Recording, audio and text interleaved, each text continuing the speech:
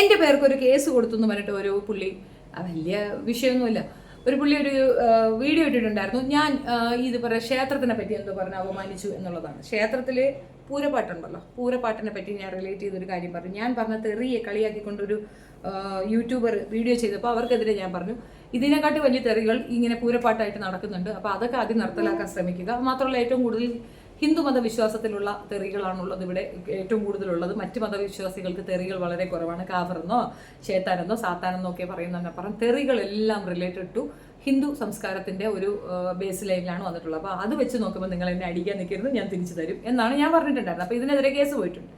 അപ്പോൾ എനിക്കൊരു എക്സ്പ്ലനേഷൻ നിങ്ങൾക്ക് തരണമെന്ന് തോന്നി. ഞാൻ കണ്ടതിൽ വെച്ചൊരു പ്രമാദ കേസുണ്ട്, ഒരു ഭയങ്കര ഭീകരമായിട്ടൊരു കേസുണ്ട്. ലിബി ഹരി നേരിട്ടൊരു കേസാണ്. ലിബിയെ നിങ്ങൾക്ക് എല്ലാവർക്കും അറിയാം, നമ്മുടെ ശബരിമലയിൽ കയറിയ ആദ്യത്തെ സ്ത്രീരത്നമാണ്. അവർക്ക് അതിന് അങ്ങ് അറ്റം വരെ പോകാൻ പറ്റില്ല, നിലയ്ക്ക് അങ്ങാണ്ട വെച്ച് പിടിച്ചു.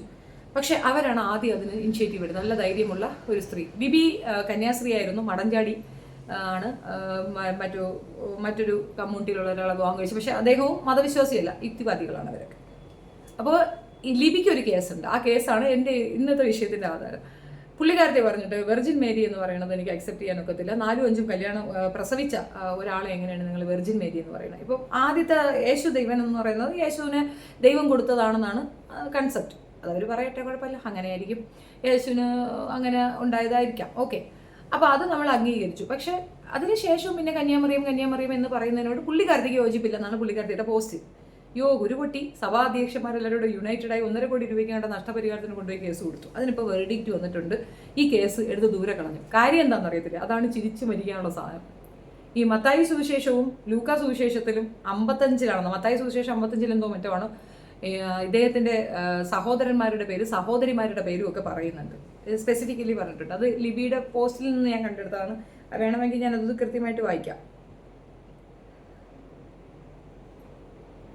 മത്തായി 55 ഇവൻ തച്ചന്റെ മകനല്ലയോ, ഇവന്റെ അമ്മ മറിയ എന്നവളല്ലയോ, ഇവന്റെ സഹോദരൻ യാക്കോബി, ഏസ, ശീമാൻ, യൂദ എന്നവർ അല്ലയോ എന്ന് പറയുന്നുണ്ട്. മാർക്കോസ് 3:31-35, ലൂക്ക 8:19-21 ഇതിലെല്ലാം മറിയം വീണ്ടും പെറ്റതായും സഹോദരന്മാർ ഉണ്ടായിരുന്നതായും പറയുന്നുണ്ട്.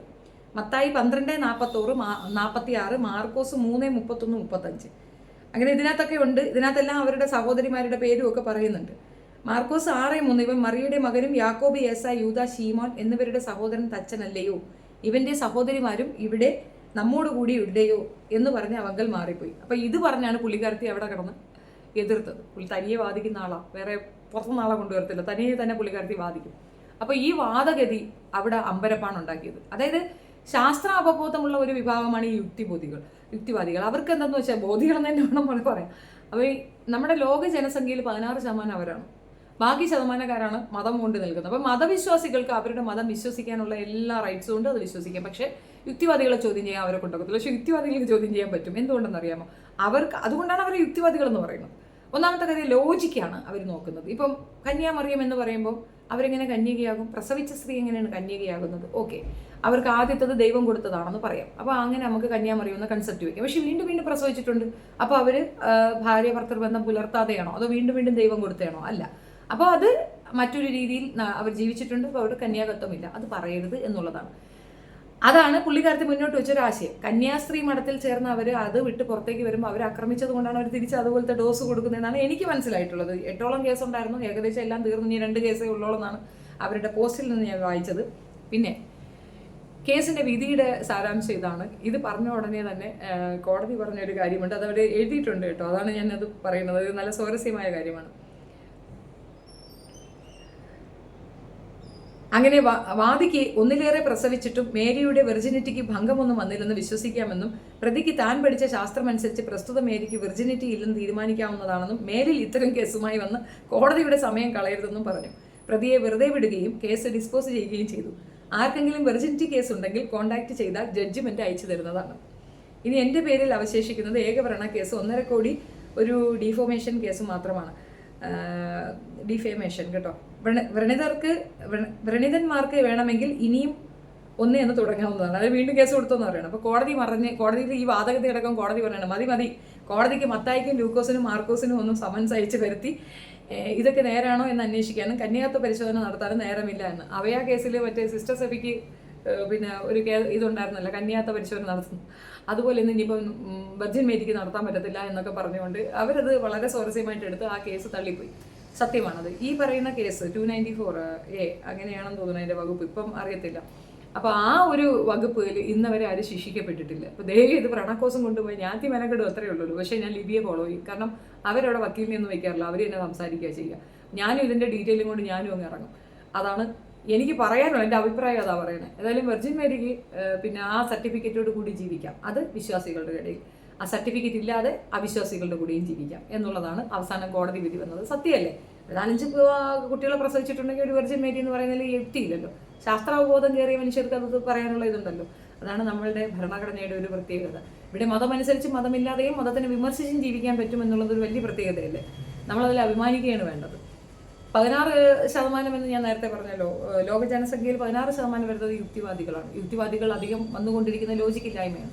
നമ്മളുടെ വിശ്വാസങ്ങൾ അതൊരു നമ്മളുടെ ഒരു സമാധാനത്തിന് വേണ്ടി മാത്രം ഉപയോഗിക്കുന്നതായിരിക്കും എപ്പോഴും നല്ലതെന്നാണ് എനിക്ക് പറയാനുള്ളത്. മറ്റുള്ളവർ ചോദ്യം ചെയ്യുന്ന രീതിയിലേക്ക് നമ്മൾ പോയി നിന്ന് കൊടുക്കുമ്പോൾ ഈ വിശ്വാസങ്ങളെ അവിശ്വാസങ്ങളും അന്ധവിശ്വാസങ്ങളൊന്നും പറയാൻ സാധ്യതയുണ്ട്. അത് മനസ്സിലാക്കുക. ചുമ്മാ തട്ടിക്കേറി വരരുത് എന്നാണ് പറഞ്ഞതിൻ്റെ അർത്ഥം. അപ്പോൾ ആകെ മൊത്തത്തിൽ ചിരിക്കാൻ വകയുണ്ട്. ഇനി നമുക്കൊരു കന്യ മറിയം, അതായത് ഈ ലിബിയുടെ തന്നെ മറ്റൊരു പോസ്റ്റാണ്. അത് ഈ സത്യം പറഞ്ഞാൽ ചിരിക്കാനുള്ള ഒരു നല്ല സംഗതി അതിനകത്തുണ്ട്. വേളാങ്കണ്ണി മാതാവിനെ പിടിച്ചിട്ടുണ്ട്. ഹിന്ദുവായ ഒരു സ്ത്രീ, അവരെ പോലീസ് പൊക്കിയിട്ടുണ്ട്. വേളാങ്കണ്ണി മാതാവായിട്ട് അവരങ്ങ് സ്വയം അവരോധിക്കുകയാണ്. അപ്പോൾ അതുപോലെ ഒരു നടക്കുന്ന ദൈവം നമുക്ക് ഇവിടെ ഉണ്ട്. ദൈവം അമൃത ചേച്ചി, കടപ്പുറം ശാന്ത കൊച്ചാണ്. കടപ്പുറം ശാന്ത ഇപ്പം അമൃത കൊച്ചാണ്. അപ്പോൾ ഏകദേശം അതിൻ്റെ കാര്യത്തിൽ ഒരു തീരുമാനമായിട്ടുണ്ട്. ഒരു ഹിന്ദു കുലസ്ത്രീയായ വേളാങ്കണ്ണി മാതാവ് പിടിയിൽ. വേളാങ്കണ്ണി മാതാവിന്റെ അവതാരം പറഞ്ഞ് ആഭിചാര ക്രിയകൾക്കായി വീട്ടമ്മയുടെ കയ്യിൽ നിന്ന് പണവും 3 പവൻ സ്വർണവും തട്ടിയ കേസിൽ ഒരു സ്ത്രീ അറസ്റ്റിൽ. പോലീസ് കോടതിയിൽ ഹാജരാക്കിയ വേളാങ്കണ്ണി മാതാവിനെ കോടതി റിമാൻഡ് ചെയ്തു. അതായത് ആ സ്ത്രീയുടെ 3 പവൻ സ്വർണവും ബാക്കിയുള്ളതും എടുത്തു. വേളാങ്കണ്ണി മാതാവാണെന്ന് സ്വയം പറഞ്ഞുകൊണ്ട് അതൊരു ഹിന്ദു സ്ത്രീയാണെന്ന് ഓർത്തു നോക്കണം.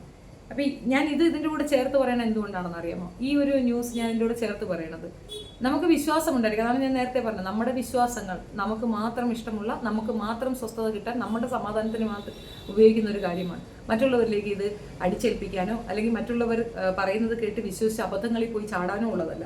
ഇപ്പോൾ ഈ സ്ത്രീ ഹിന്ദു കമ്മ്യൂണിറ്റിയിലുള്ള ഒരു സ്ത്രീക്ക് മനസ്സിലായി ഈ മാതാവിനെ പറ്റി പറയുകയും മാതാവിൻ്റെ ശക്തി എൻ്റെ ദേഹത്തുണ്ട് എന്ന് പറയുകയും ചെയ്താൽ വിശ്വസിക്കുന്ന ഒരു വിഭാഗമുണ്ടെന്നും അത് പറഞ്ഞുകൊണ്ട് അവരെ കയ്യിൽ നിന്ന് ഇത്ര രൂപ അടിച്ചു മാറ്റാൻ സാധിക്കും എന്നുള്ളത് കൊണ്ടല്ലേ അങ്ങനെ ഒരു തട്ടിപ്പ് നടത്തിയത്. ഇത് ഞാൻ ആരുടെ അവബോധം തരുന്നതല്ല, ഒരു കമ്മ്യൂണിറ്റിയെ അവഹേളിക്കുന്നതുമില്ല. പക്ഷെ കേട്ടപ്പോൾ ഇതൊന്ന് ഷെയർ ചെയ്യണം തോന്നിയത് കൊണ്ട് മാത്രം പറഞ്ഞതാണ്. ഇങ്ങനത്തെ കടുത്ത അന്ധവിശ്വാസങ്ങൾ ഇവിടെ ഉണ്ട്. ഇതൊക്കെ നിർത്തലാക്കപ്പെടേണ്ട കാലം അതിക്രമിച്ചു എന്നുള്ളതാണ്. അപ്പോൾ എന്തായാലും വെർജിൻ മേരിക്ക് സർട്ടിഫിക്കേഷൻ കൊടുത്തിട്ടുണ്ട് കോടതി. അതേപോലെ തന്നെ വെർജിൻ മേരി വെർജിൻ ആണോ എന്ന ചോദ്യത്തിന് പിന്നെ ലിബിക്കും മറുപടി കൊടുത്തിട്ടുണ്ട് കോടതി. ഇതുപോലൊരു അവസ്ഥയായിരിക്കും വ്രണക്കേസും കൊണ്ട് കോടതിയിലേക്ക് പോയാൽ. കാരണം കോടതി ഒരിക്കലും ഈ യുക്തിവാദികൾക്ക് എഗൻസ്റ്റ് വിധിക്കത്തില്ല. അങ്ങനെയാണെങ്കിൽ ഇവിടെ പഠിപ്പിക്കുന്നത് മുഴുക്ക നുണയാണെന്ന് കോടതിക്ക് പറയേണ്ടി വരും. ശാസ്ത്രം പഠിപ്പിക്കുന്നിടത്ത് ഈ യുക്തി പറയുന്നിടത്ത്, യുക്തി എന്ന് പറയുന്നത് ശാസ്ത്രവുമായി റിലേറ്റ് ചെയ്തിരിക്കുന്ന ഒരു സംഗതിയാണ്.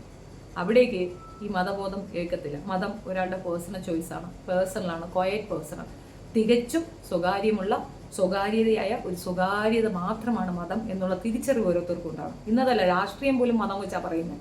മതം നമ്മളുടെ ഒരു പേഴ്സണൽ ചോയ്സ് മാത്രമാണ്. അത് തിരിച്ചറിയുകയാണ് വേണ്ടത്. കഥയിൽ ചോദ്യമില്ല. കൂടുതൽ വിളയുമ്പോഴാണ് ആളുകൾ ഇതും കൊണ്ട് ഇറങ്ങുന്നത് എന്നുള്ളതാണ്. വെർജിൻ മേരി എന്ന് അവർക്ക് റെസ്പെക്ട്ഫുള്ളി പറയാം. പക്ഷെ അത് മറ്റുള്ളവർ അക്സെപ്റ്റ് ചെയ്യണമെന്ന് പറയുന്നത് അതൊരു അക്സെപ്റ്റൻസ് കിട്ടുന്ന സാധനമേ അല്ല എന്നുള്ളത് വസ്തുത. അപ്പോൾ ഇതുപോലത്തെ ചോദ്യം ചെയ്യലുകൾ ഉണ്ടാകും എന്നുള്ളതാണ് സത്യം. ഇപ്പം നേരത്തെ നമ്മുടെ ബഷീറിന്റെ വിഷയത്തിൽ ഞാൻ സംസാരിച്ചപ്പോൾ പലരും വന്ന് പറഞ്ഞൊരു കമൻറ്റും അതാണ്. ഒന്നുകിൽ അത് കൃത്യമായി വിശദീകരണം കൊടുക്കാനുള്ള ബോധം ഉണ്ടായിരിക്കണം. ഇത് വേണമെങ്കിൽ നമുക്ക് മറ്റൊരു രീതി മാനിപ്പുലേഷൻ ചെയ്യാൻ പറ്റും. പുട്ടിയടിക്കൽ. ആര് പറഞ്ഞ പുട്ടിയടിക്കണം? ഓഫ് കോഴ്സ് മതവിശ്വാസികൾക്ക് അത് സമാധാനം ഉണ്ടാക്കുമെങ്കിൽ അത്തരം പുട്ടിയടികൾ നല്ലതാണ്. അപ്പുറത്ത് നിൽക്കുന്നവർക്ക് സഹോദരൻ എന്ന് പറയുന്നത് ഓണല്ല, അവർ പ്രസവിച്ചതാണ് എന്നുള്ളത് ഒരു രേഖയുമില്ലല്ലോ. അവർക്ക് സഹോദരങ്ങൾ ഉണ്ടായിരുന്നു എന്നല്ലേ. മേ ബി അവർ ദത്തെടുത്താണെങ്കിലോ അവർ ദത്ത് നിർമ്മാർജ്ജനമോ അല്ലെങ്കിൽ നിരോധനമോ ഒന്നും ഉണ്ടായിരുന്നില്ലല്ലോ. അങ്ങനെ വാദിക്കാമായിരുന്നു. അത്രയും ബുദ്ധിയില്ല എന്നാൽ പിന്നെ പോകാതിരിക്കുക, അതാണ് വേണ്ടത്. ഞാനിത് ഇപ്പം ചിലപ്പോൾ ഇത് ലിപി കണ്ടാൽ പറയാം ദേ കണ്ടോ എനിക്ക് പാരോഹിക്കണം, ഒരിക്കലുമല്ല. അവരുടെ വിശ്വാസങ്ങളെ ഹേർട്ട് ചെയ്യാതിരിക്കുക, പറഞ്ഞ് മനസ്സിലാക്കി കൊടുക്കുക. തെറ്റായ രീതിയിൽ അവരെന്തെങ്കിലും ചെയ്യുന്നുണ്ടെങ്കിൽ അത് നമുക്ക് വിലക്കാം എന്നതിനപ്പുറം അവഹേളനപരമായ സ്റ്റേറ്റ്മെൻറ്റുകൾ ഒഴിവാക്കാൻ ശ്രമിക്കുന്നതാണ് നല്ലത്. നമുക്ക് ചിലപ്പോൾ തോന്നും ഇപ്പോൾ അങ്ങ് നന്നാക്കി കളയാമെന്ന്. അതൊന്നുമല്ല. പയ്യെ മാറുള്ളൂ, പതിയെ സമയമെടുക്കും. നമുക്ക് നല്ല ക്ഷമ വേണം എന്നുള്ളതാണ് വസ്തുത.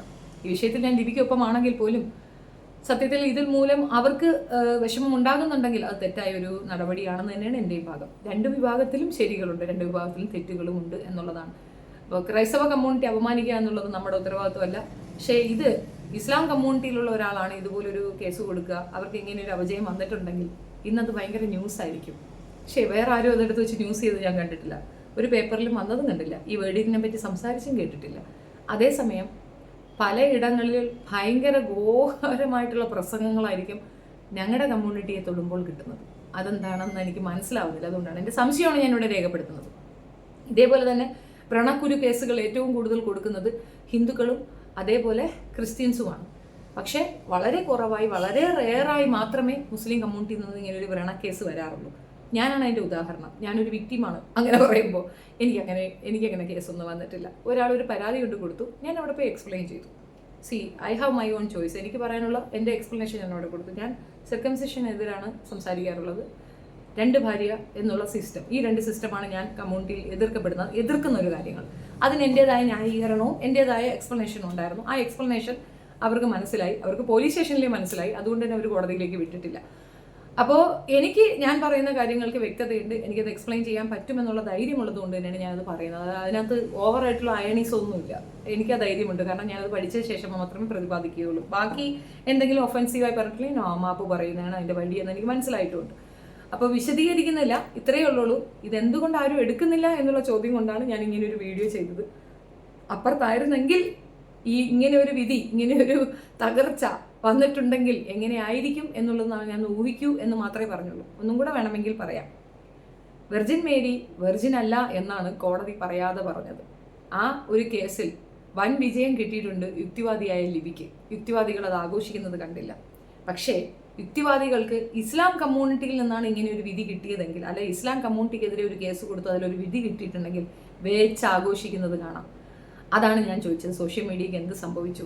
ഇസ്ലാമിയരെ അടിക്കാനാണെങ്കിൽ എന്തൊരു ഉത്സാഹമാണ്. മറ്റു മതവിഭാഗങ്ങൾക്ക് വരുന്നതൊന്നും മിണ്ടുന്നില്ല, അനങ്ങണില്ല എന്നുള്ളതാണ് ഞാൻ പറഞ്ഞതിൻ്റെ സാരാംശം.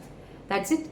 വീഡിയോ ഇഷ്ടപ്പെടുകയാണെങ്കിൽ ലൈക്ക് ചെയ്യുക, ഷെയർ ചെയ്യുക and subscribe my channel. And ഒരു കാര്യം പറഞ്ഞത് ഞാൻ വീണ്ടും പറയുന്നുണ്ട്, ഇത്തരത്തിൽ അന്ധവിശ്വാസങ്ങൾ പ്രചരിപ്പിക്കുന്ന വൃത്തികെട്ടതുങ്ങളെ നമ്മൾ നീക്കി നിർത്തുക. ആര് പ്രാർത്ഥിച്ചാലും നമുക്ക് വേണ്ടി നമ്മൾ പ്രാർത്ഥിക്കുന്നത് പോലെ ആവത്തില്ല എന്നത് തിരിച്ചറിവാണ്. കൂടോത്രം, കൈക്കൂലി ഇതൊന്നും ദൈവം അക്സെപ്റ്റ് ചെയ്യത്തില്ല. നിങ്ങൾ ചെയ്യുന്ന നന്മകളാണ് നിങ്ങൾക്ക് നല്ലതായി വരിക. നിങ്ങൾ നന്മ ചെയ്തിട്ടുണ്ടെങ്കിൽ നിങ്ങൾക്ക് നന്മ വരും. നിങ്ങൾ മോശം ചെയ്തിട്ടുണ്ടെങ്കിൽ നിങ്ങൾക്ക് മോശം തന്നെ വരും. അതൊരു തിരിച്ചറിവാണ്. അതാണ് യഥാർത്ഥ ജ്ഞാനം. അത് മനസ്സിലാക്കുക. ഞാൻ യുക്തിവാദിയല്ല, ജ്ഞാനിയല്ല, സന്യാസിയല്ല, ഒന്നുമല്ല. പക്ഷേ എൻ്റെ അനുഭവങ്ങളാണ് ഞാൻ നിങ്ങൾക്ക് പങ്കുവച്ചത്. Thank you. അഭിപ്രായം കമൻറ്റ് രേഖപ്പെടുത്തണേ.